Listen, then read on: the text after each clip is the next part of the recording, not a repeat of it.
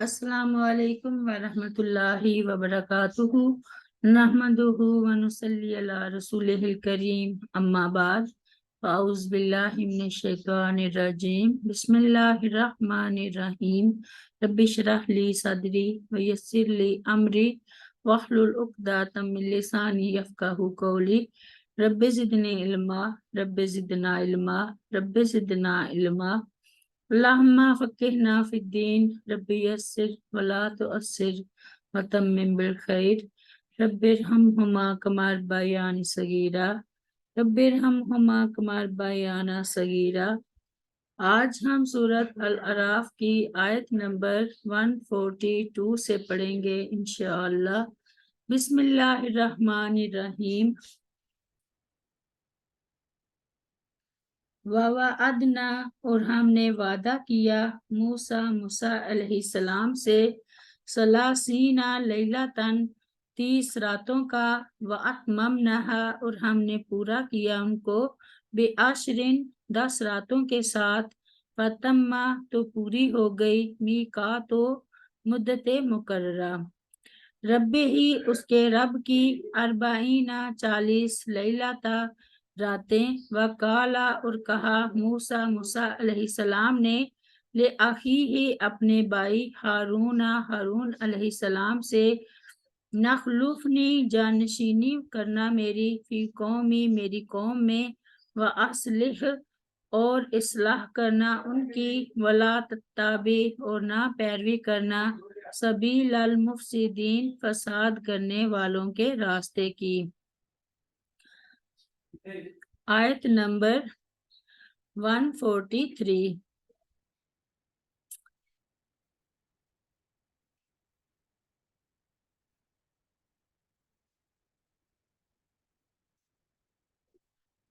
ولما اور جب جاء آئے موسیٰ علیہ السلام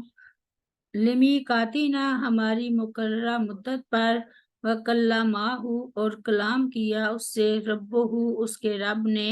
کالا تو کہا موسیٰ علیہ السلام نے رب اے میرے رب آرینی دکھا مجھے اپنی جھلک انظر کہ میں دیکھوں علیکا تجھے کالا کہا فرمایا اللہ تعالیٰ نے لن ترانی ہرگز نہیں تو دیکھ سکے گا مجھے ولیکن انظر اور لیکن تو دیکھ الی الجبل اس پہاڑ کی طرف فإن استقر پھر اگر وہ ٹھہرا رہا مکانہ اپنی جگہ پر فسوف تو ضرور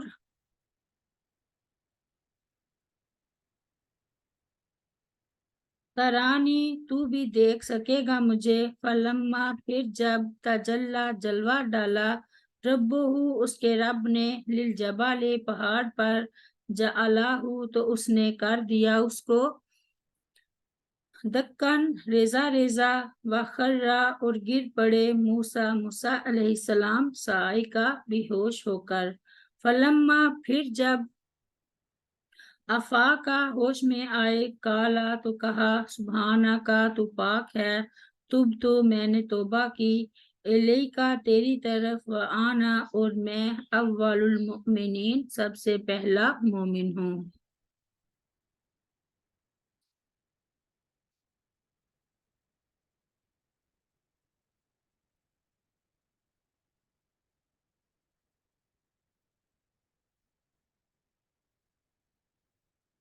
فرعون اور اس کے لشکر کے غرق ہونے کے بعد ضرورت لاحق ہوئی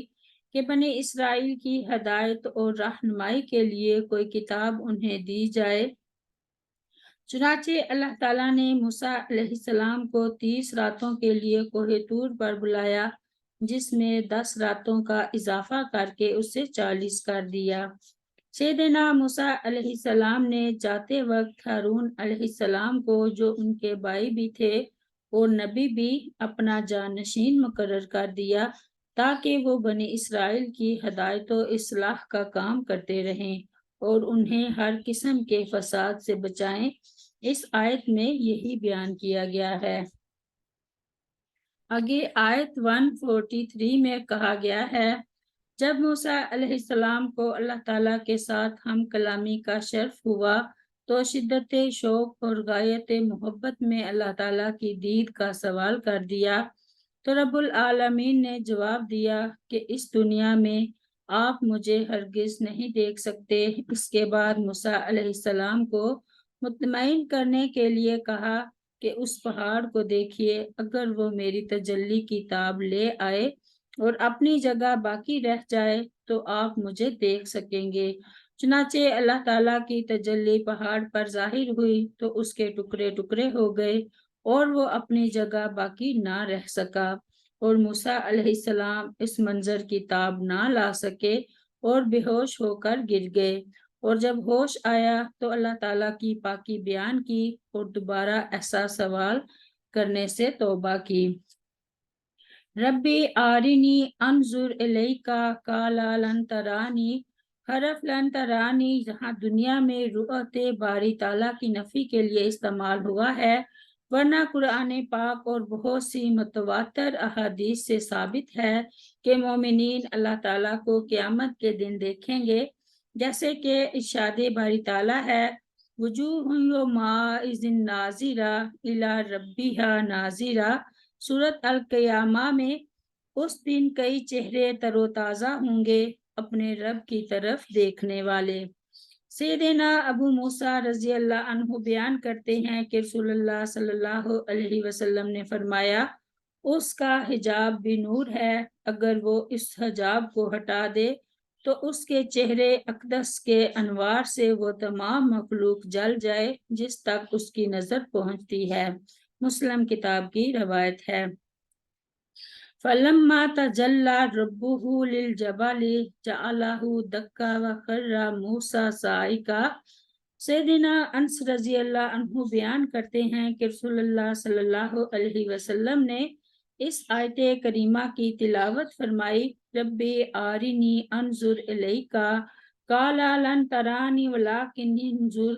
الی الجبل فإن استقر مکانہ فسوف ترانی۔ فلما تجلی ربہ للجبل جعلہ دکا وخر موسیٰ صعقا۔ سورۃ الاعراف۔ اور پھر موسیٰ آپ صلی اللہ علیہ وسلم نے فرمایا، اللہ تعالیٰ نے اپنے نور میں سے اس کی مثل ظاہر کیا، اور آپ صلی اللہ علیہ وسلم نے اپنے ہاتھ کی نصف خنصر انگلی کے اس ہاتھ اشارہ فرمایا۔ مستدرک حاکم کی روایت ہے، سیدنا ابو سعید خدری رضی اللہ عنہ بیان کرتے ہیں کہ ایک یہودی نبی صلی اللہ علیہ وسلم کی خدمت میں حاضر ہوا، اس کے چہرے پر تھپڑ مارا گیا تھا۔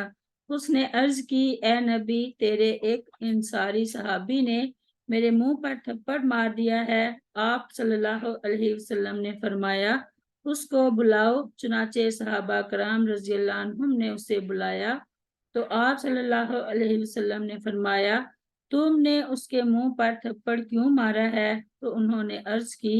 کہ اے اللہ کے رسول صلی اللہ علیہ وسلم، میں یہودیوں کے پاس سے گزر رہا تھا تو میں نے سنا کہ اس نے کہا، اس ذات کی قسم جس نے موسیٰ علیہ السلام کو تمام انسانوں سے برگزیدہ کیا، میں نے سوچا کہ کیا محمد صلی اللہ علیہ وسلم پر بھی اللہ تعالیٰ نے موسیٰ علیہ السلام کو بزرگی دی ہے۔ میں اس کی بات پر غضبناک ہو گیا اور میں نے اسے تھپڑ مار دیا۔ تو آپ صلی اللہ علیہ وسلم نے فرمایا، مجھے انبیاء پر فضیلت نہ دیا کرو، قیامت کے دن سب لوگ بے ہوش ہو جائیں گے اور سب سے پہلے میں ہوش میں آؤں گا تو دیکھوں گا کہ موسیٰ علیہ السلام عرش الہی کے ایک پایا کو پکڑے ہوئے ہوں گے، نہیں معلوم کہ وہ مجھ سے پہلے ہوش میں آئے ہوں گے یا طور پر بے ہوش ہونے کے بدلے میں بے ہوش ہوئے ہی نہیں ہوں گے۔ بخاری کتاب کی روایت ہے۔ ربی اغفر لی ولوالدی ولمن دخل بیتی مؤمنا وللمؤمنین والمؤمنات۔ سبحان ربک رب العزت عما یصفون وسلام علی المرسلین الحمد للہ رب العالمین۔ السلام علیکم ورحمۃ اللہ وبرکاتہ۔